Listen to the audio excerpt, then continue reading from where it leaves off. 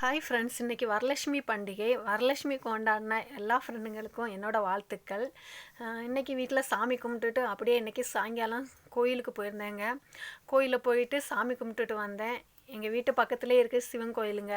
நான் வாசல் திறந்தா காணும்னு சொல்லுவேன் பாருங்கள், அந்த சிவன் கோயில் தான் இது. நல்லா அழகாக இருக்குங்க, எனக்கு ரொம்ப பிடிக்கும். நான் வந்த புதுசில் போன ஃபஸ்ட்டு கோயில் இந்த சிவன் கோயில் தான். அப்படியே சாமியை கும்பிட்டுட்டு பாருங்கள், ஒவ்வொரு சாமியும் பாருங்கள், அவ்வளோ அழகாக அலங்காரம் பண்ணி எனக்கு ரொம்ப பிடிக்கும்.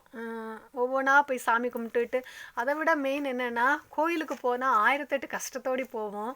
ஆனால் அதுக்குள்ளே போனால் எல்லாம் மறந்து போய் உட்காந்து சாமி கும்பிட்டுட்டு வர மாதிரி இருக்குங்க. நிஜமாக அந்த கோயிலுக்கு போயிட்டு வர ரிலாக்ஸே தனியாக இருக்கும். இன்றைக்கி எனக்கு அப்படி தாங்க இருந்துச்சு. மனசு கொஞ்சம் கஷ்டமாக இருந்துச்சு. ஆனால் அந்த கோயிலுக்கு போயிட்டு வந்ததுக்கப்புறம் கொஞ்சம் இல்லை, எல்லாம் ரிலாக்ஸ் ஆன மாதிரி தாங்க இருந்துச்சு.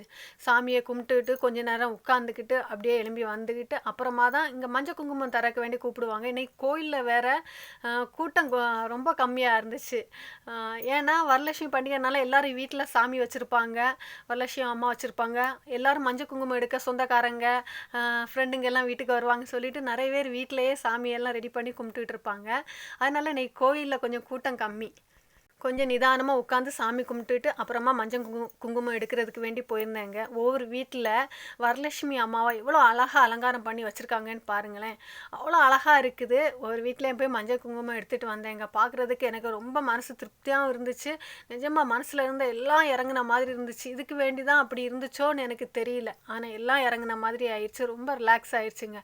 ஒரு வீட்டில் போய் மஞ்சள் குங்குமம் எடுத்துகிட்டு சாமியை கும்பிட்டுட்டு மனசு நிறைவாக நான் வந்தேன். எல்லார் வீட்லேயும் எல்லோரும் நல்லபடியாக, எல்லோரும் நல்ல சந்தோஷமாக இருக்கணும்.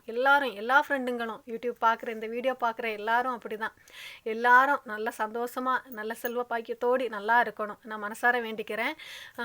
ரொம்ப பிடிச்சிருந்துச்சு. ஒவ்வொரு வீட்லேயும் மஞ்சள் குங்குமம் எடுத்துக்கிட்டு சாமியை கும்பிட்டுட்டு வரக்கூடிய டைம் இதுதான் லாஸ்ட்டாக எடுத்துகிட்டு வந்தது. இந்த வீடியோ பிடிச்சா லைக் பண்ணுங்கள், சப்ஸ்கிரைப் பண்ணுங்கள். தேங்க்யூ.